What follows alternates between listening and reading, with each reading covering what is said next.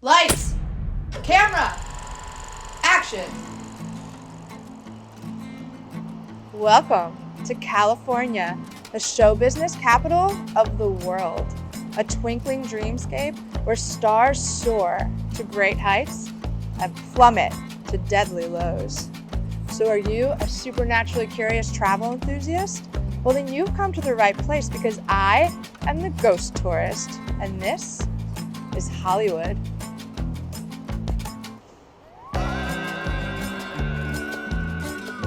Please remember to like, comment, and subscribe. Walking around Hollywood, this lackluster retirement home may not catch your eye, but in its heyday, it was the place to see and be seen.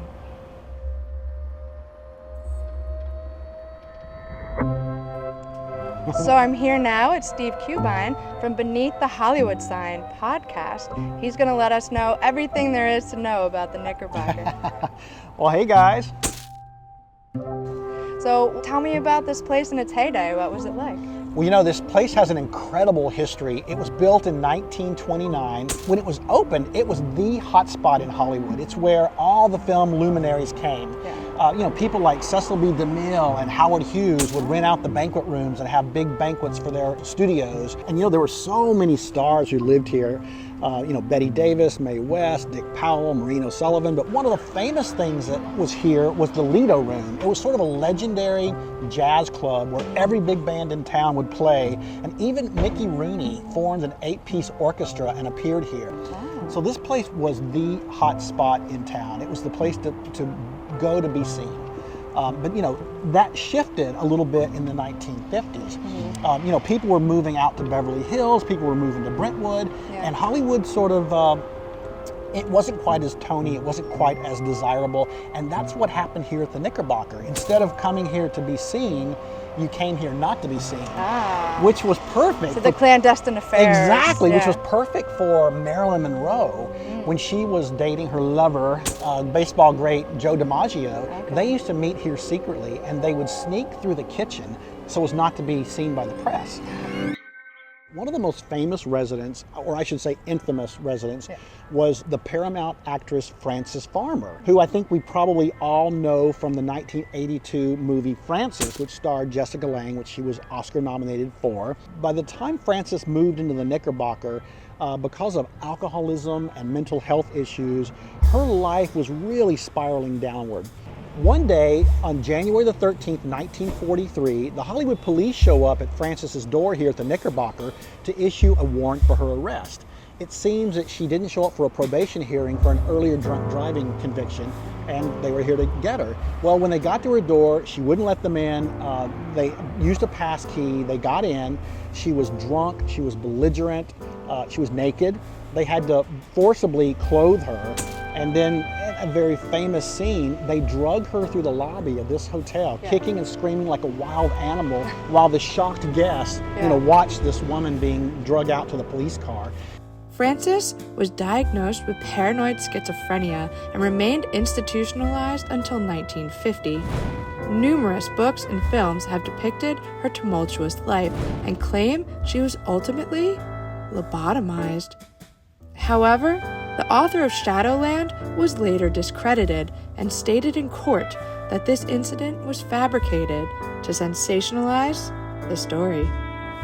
So what was it like in the interior then? So there's the nightclub down on this lower level? Yes, well, it was like a really high-end hotel. It had a florist, it had a very high-end restaurant, it had the jazz club. It was all beautiful open beam ceilings with arched, doorways, really beautiful in that Spanish colonial revival style. Yeah. It was really something to see. And unfortunately we can't get inside anymore, but you can still see that chandelier through the glass doors which here. is famous. Though little of its former grandeur remains, you can still catch a glimpse of one of the original chandeliers hung in the lobby. But careful if you dare to venture closer, because this chandelier has a reputation for people dropping dead beneath it. The pioneering yet controversial director D.W. Griffith died here in 1948 after collapsing to the floor beneath the twinkling crystals. And William Frawley of I Love Lucy fame suffered a similar fate in 1966, though he officially died in the ambulance on the way to the hospital. But, on a lighter note, the Knickerbocker is said to be home to a ghost dog. Back in the 30s, the hotel was managed by a guy named Jack Matthews, and he had this Irish setter named Speck. Aw. And Jack ended up teaching Speck how to operate the elevator. What? So he would go to the elevator, he would jump up with his paw, he would call the elevator, Yeah. he would get in, but first, if they're guests, he would always let them in first. He was a very polite dog. And then he would get in, he would jump up on the panel, and he would hit the floor he wanted to go to. So he could go up and down at his own leisure. I would live here just for that. I know, which was, I'm sure it was a great gimmick Best for the elevator, day. yeah. Yeah, and people Elevator probably operator, loved it it's and talked amazing. about it. Yeah. Well, there's been a lot of sightings over the decades of an Irish setter in the elevator or wandering up and down the hallway here. So I love the fact that maybe there's a ghost of a dog here. Yeah. Those are my favorite kind. Oh, me too. As long as it's not ghost children. Yeah. The Knickerbocker has a wealth of tales concerning ghostly residents, which is perhaps what attracted Bess Houdini to the hotel on Halloween of 1936. Before Houdini's untimely demise, he and his wife had made a pact that the first to die would try to contact the survivor from the beyond. If contact was not made within 10 years, the pact would be broken. So Halloween of 1936 was Bess's final attempt to contact the spirit of her husband, the master escapist. When Houdini died on Halloween night of 1926, What a great death date I know. for Houdini. Could you plan that any I better? Well, before he passed away, he told his wife, Bess, that if there was an afterlife, that he would prove it to her, and he would come back and he would unlock a pair of handcuffs and he would speak to her in a code that only they understood. Yeah, because he was a notorious skeptic. Oh, like it's he total. loved debunking seances. He did not think that there Yeah. was an afterlife, but he was going to prove it. This was his way. There were 300 guests in attendance on the roof, crammed onto bleachers overlooking a pair of locked handcuffs on a silk pillow, the lights of Los Angeles twinkling in the distance beyond them. Bess pulled out all the stops for this particular evening. She even hired Houdini's former manager, Edward Saint, to moderate. A funny thing about Saint is he's a former carnival barker. Oh. So he turned this whole thing into this, press spectacular. There were Sounds photographers, there were reporters, there were onlookers, there was all these props. I mean, he Yeah. really turned it into a show, which is Yeah. what he did. So of course, they have the seance. Houdini's a no-show again, and that was it. So after 10 years, Bess stopped doing seances, and she figured there was no afterlife. Mm-hmm. And then later, I think it was in 1943, she gave an interview where she says, 10 years is long enough to wait for any man. I love her. Yes. Oh, wow. And then, so she stopped doing the seances, but some of his buddies continued on. They did. There were a few of his magician friends who weren't convinced, and so they would continue to have annual seances on the night of his death, Halloween. But, as of today, he's still a no-show. Still hasn't proven it. Yeah.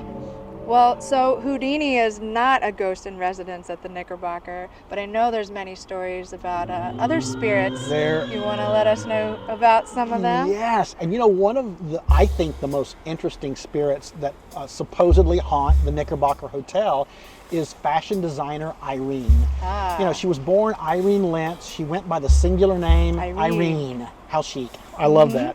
And, she started out, she was an actress for Max Sennett comedies, but she really had a talent for sewing and for design work, and she opened a small shop, and before long, the studios came calling. They came and hired her to do some of the most iconic dresses in film history.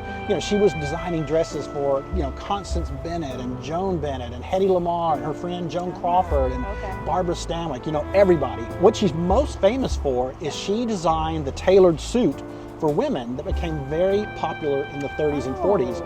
And she also is known for creating the very scandalous, sexy look of Lana Turner in Postman Always Rings Twice.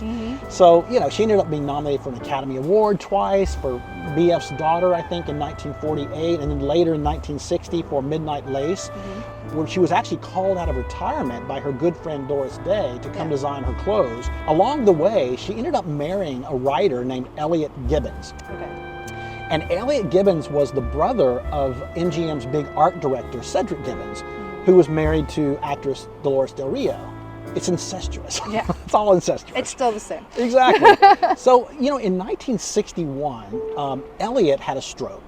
And because of his medical issue, it drained them financially. It put so much stress on Irene, you know, that she really, really cracked.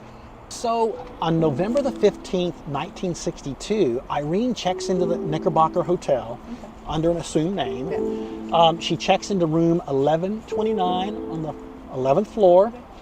So she got in the room, she wrote a series of suicide notes, one of which was to the residents of the hotel apologizing for what was to come. It's very polite. Very polite of her. And the second one was a very heartfelt suicide note to her family.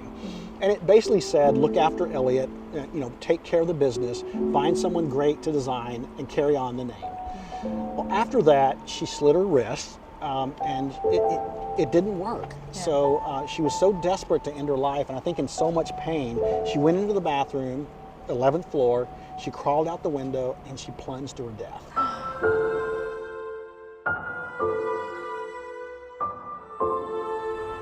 And years later, when her really good friend Doris Day wrote her autobiography, she said in her book that Irene's depression and sadness was actually over her unrequited love for film star Gary Cooper, who had passed away the year before. Okay. And Doris said that Irene told her that Gary Cooper was the only man she ever loved. Oh. So sad. I'm sorry, Elliot. I know, poor Elliot. Yeah. So people say that they see Irene in the hotel now? They do. Actually, over the decades, you know, people have claimed to have seen a well-dressed, middle-aged woman on the windowsill of a window on the 11th floor. Wow. You know, and they're obviously disturbed, and when they run up to the 11th floor to help her, the apparition's gone. Okay. Nobody's there. So that has been reported, you know, multiple times throughout the years. So we think that maybe Irene is still wandering the halls of the Knickerbocker. Oh, wow. Yeah, replay haunting into that final moment of trauma. So, with this wealth of stories, it comes as no surprise that the Knickerbocker is considered the most haunted building in all of Hollywood. On any given day, you may spot D.W. Griffith twirling his cane in the lobby, Speck, the spectral dog, roaming the halls, or Irene, eternally falling. But that's not all.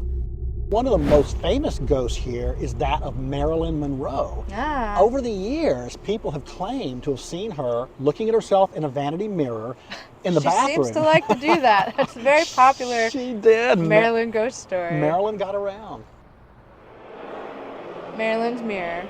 So thanks so much to Steve for joining us today. Oh, thanks for having me. Really wonderful wealth of knowledge, wonderful conversation. And if you want to hear more from Steve, check out the Beneath the Hollywood Sign podcast for more old-timey Hollywood goodness. Thank you. Find the full video with many more iconic Hollywood locations on the channel.